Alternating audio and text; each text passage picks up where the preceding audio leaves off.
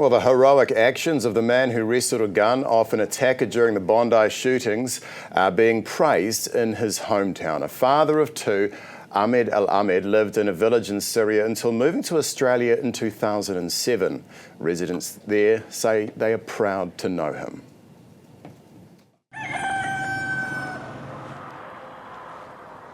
بيت أحمد بيت العائلة الذي كان يقيم فيه، وهذا هو منذ صغره. هذه الحادثة أدت إلى ضجة عالمية، وهو من سوريا من الجنسية السورية ومسلم، ولم يكن له أي دافع يدفعه سوى الشهامة والبطولة والمروءة.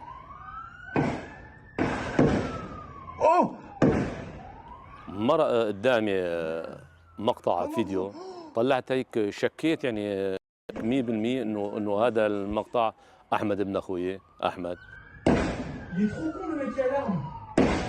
هلا بالنسبه لاحمد الزلمه شجاع من زمان ونخوجه وقبضاي الزلمه. Thank you very much. That is strong. Thank you. فتحت الفيس لقيته الزلمه بالصويب وزعجت عليه كثير يعني عمل بطوله بشكل والله يشفيه يا رب. هلا الله يشفيه ابو فاتح. Incredible stuff. Well, as we know, Al-Ahmed was shot multiple times in the arm. Over $2.5 million has been raised so far to support his recovery. Well, in the aftermath of the Bondi terror attack, false claims and AI-generated misinformation spread rapidly online, including misidentifying people involved and questioning whether injuries were real. Joining us now to examine how and why this happens and what it means for public trust is disinformation researcher Byron Clark. Byron, great to have you with us this morning. So why do terror events like the Bondi attack become such fertile ground for disinformation so quickly? I think there's a couple of reasons for it, really. One is that in an event like this, people are looking for information. They want to find out what's going on. For those of us here in New Zealand, a lot of us probably know people in Sydney, so we are getting on social media, trying to find as much information as we can. And in that situation, the people who have a motivation to spread false information can reach a lot of people.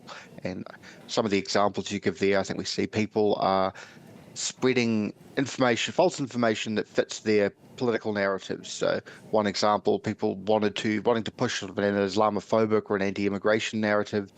It didn't fit well that the hero who disarmed one of the shooters was himself an immigrant and a Muslim man. So we saw this attempt to sort of whitewash him and claim he was a white Australian rather than a Syrian-born immigrant to Australia.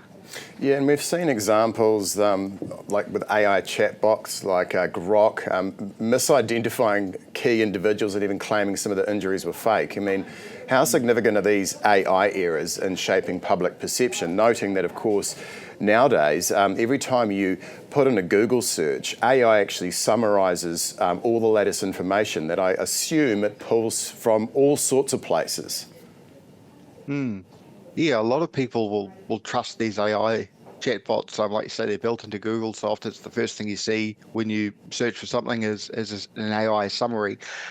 But these are large language models. They are not necessarily putting out information that's true. They're putting out the information that is a statistically probable response to the question you're asking. And when they're trained on real-time social media data, and that data is filled with false information, it's garbage in, garbage out. Yeah, right. And so in many cases, is some of this information, because it's sort of amplified on social media, I mean, in a way it's sort of doing the terrorists' bidding for them and perpetuating the radicalisation? Yeah, certainly. I mean, a lot of the misinformation and disinformation that we saw in the aftermath of the shooting was itself promoting anti-Semitic narratives. There was a known Russian disinformation site pushing the false idea that this was some sort of Mossad, some sort of Israeli intelligence operation, and that's feeding the same kind of anti-Semitism that radicalized these two shooters. Yeah, just on that, I mean, are these sort of disinformation sites those that are so keen to throw out garbage for everyone to pick up. I mean, is this increasingly a problem? Are we seeing more of these sites where we're seeing more misinformation online? I don't know if there's necessarily more of these sites compared to, say, a couple of years ago, but with the changes in social media that are happening, it's less moderated now, particularly on X, where it's very much anything goes, and we've also seen the issue of AI generated images and things like that, which allow more realistic looking false information to be generated and created much faster. So even if there's not necessarily more sites, we're seeing that false information spread further and quicker than we were even a couple of years ago. Okay, and so to what extent should these social platforms or AI developers bear responsibility for misinformation propagated by their own platforms? I mean, these are very large media companies that have a lot of money.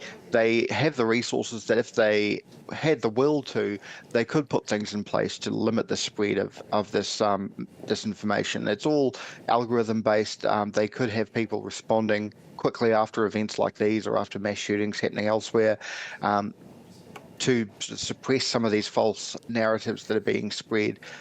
So I think there needs to be more accountability for some of these companies, because they are, for a lot of people, where they get their news, where they get their information, and that's that's a real risk.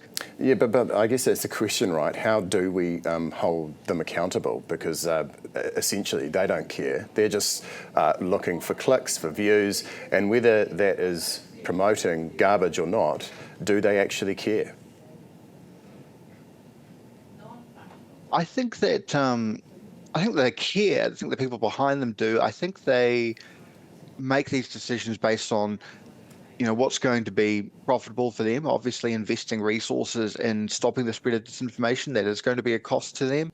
I think there's also a concern with some of these companies. They don't want to be seen as having any kind of political bias. And when they start to have some sort of editorial control over what information their algorithms are promoting, they're going to get accused of political bias. They're going to get accused of, suppressing a certain side's ideas, and I think they worry a lot about that. So that's one of the reasons that we're not seeing more action from the social media platforms. Yeah, and I guess as well, Byron, that there are some pretty significant real-world consequences to people who are misidentified or targeted amid this push to promote misinformation. Is that accurate? Yeah, definitely. I mean, one of the things I've seen in the aftermath of the Bondi beach shooting was social media users in India finding a Pakistani Australian in Sydney with the same name as one of the shooters, and then using that to push this narrative of Pakistanis as terrorists, which is a narrative we hear from certain political factions in India, and that of course harms that individual who has been misidentified. There were also, the one of the victims who was injured, and then there's this AI-generated photo showing him supposedly being a crisis actor. That has an impact on that person. It was a real individual who was harmed in this event. So there can be a real danger there when people are identified and targeted. Sometimes in the wake of events like these, there's this attempt to identify the shooters, which is done by people who are not experts in this, and just trawling through social media, finding people who may look similar or have the same name, and that can put innocent people at risk if they're misidentified. Yeah, absolutely. It's a massive issue. Well, Byron Clark, disinformation researcher, we really appreciate your insights this morning on Herald Now. Thanks for your time.